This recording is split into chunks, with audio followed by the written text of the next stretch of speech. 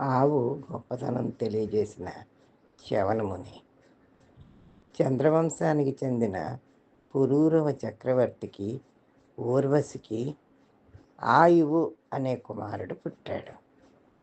ఈ ఆయువుకు నహుషుడు అనే కొడుకు పుట్టాడు. నహుషుడు తన రాజ్యాన్ని ఎంతో బాధ్యతగా పాలించేవాడు. ఒకరోజు గంగా యమున నదుల సంగమ ప్రాంతంలో కొంతమంది చేపలు పట్టేవాళ్ళు చేపలు పడుతుండగా వారికి చేపలతో పాటు ఓ ఋషి కూడా వలలో పడ్డాడు. ఆ ఋషి 12 సంవత్సరాల నుండి నీళ్లల్లో సమాధి స్థితిలో ఉంటూ తపస్సు చేసుకుంటున్నాడు. అలాంటి ఋషి తపస్సుకు భంగం కలిగించామని ఆ చేపలు పట్టేవాళ్ళు బాధపడ్డారు. అలా నీటిలో తపస్సు చేసుకుంటున్న ఋషి పేరు చ్యవనుడు. చేపలు పట్టే వాళ్ళంతా చ్యవనుడితో క్షమించమని కోరారు. అయితే చ్యవనుడు మాత్రం వాళ్లతో, నేను చేపలతో కలిసి ఇన్నాళ్ళు బ్రతికాను, ఇప్పుడు వాటితో పాటు మీకు దొరికాను, మీరు నన్ను కూడా చేపలతో పాటు అమ్మేసి డబ్బు కూడబెట్టుకోండి అన్నాడు.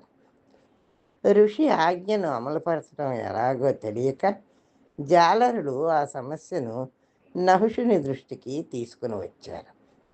నహుషుడు విషయం తెలిసిన వెంటనే మంత్రి, పురోహితులు అందరితో కలిసి చ్యవన మహర్షి వద్దకు వచ్చి సాష్టాంగ నమస్కారాలు చేశాడు. మత్స్యకారులు పొరపాటు చేశారు, క్షమించండి అని క్షమాపణ అడిగాడు. అయితే చ్యవనుడు నహుషునితో జాలరులకు చెప్పిన మాటే చెప్పాడు. చేపలతో పాటు నన్ను కూడా తగిన వెలకు అమ్మండి అని అన్నాడు. చ్యవనుడు అలా చెప్పిన తర్వాత నహుషుడు చేపలు పట్టేవాళ్లకు 1000 మాడలు ఇవ్వబోయాడు. అయితే చ్యవనుడు, రాజా, నా వెల 1000 మాడల, సరైన వెల ఇవ్వవయ్యా అన్నాడు. చక్రవర్తి 1,00,000 మాడలు అన్నాడు. చ్యవన మహర్షి సంతృప్తి చెందలేదు. 1,000,000 మాడలు అన్నాడు. ఋషికి అంగీకారం కాకపోవడంతో సగం రాజ్యం ఇవ్వడానికి సిద్ధపడ్డాడు నహుషుడు. అది సరైన వెల కాదన్నాడు ముని. మొత్తం రాజ్యాన్ని ముని కోసం సమర్పించడానికి సిద్ధపడ్డాడు నహుషుడు. అప్పటికి చ్యవన మహర్షి ఒప్పుకోకపోవడంతో నహుషుడికి ఏం చెయ్యాలో తోచలేదు. చివరకు చ్యవన మహర్షి నహుషునితో, రాజా, వెళ్ళి నీ మంత్రులతో సంప్రదించి తగిన వెలను నిర్ణయించు అని ఆదేశించాడు. సకల సంపదలు కలిగిన రాజ్యం కూడా చ్యవనుడికి సరితూగకపోవడంతో ఏం చెయ్యాలా అని బాధపడుతున్న నహుషుని వద్దకు గవిజాతుడనే ముని వచ్చి పరిష్కారం చెప్పాడు. బ్రాహ్మణుని, గోవుని ఆ బ్రహ్మదేవుడు సమాన విలువ కలనిగా సృష్టించాడు. బ్రాహ్మణుడు అఖిల మంత్రాలకు అధిష్టానమైతే గోవు హవిస్సుకు మూలం.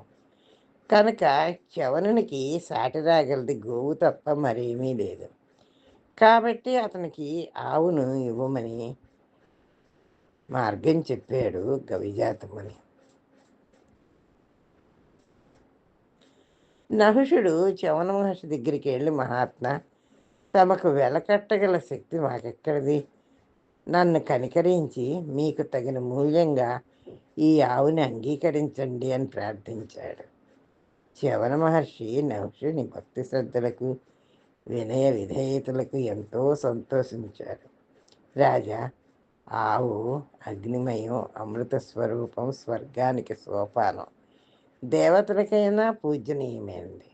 హోమ విధాన సంపద్వాహిని అయిన గోవుకు నాకు తగిన వెల అని అంగీకరించాడు.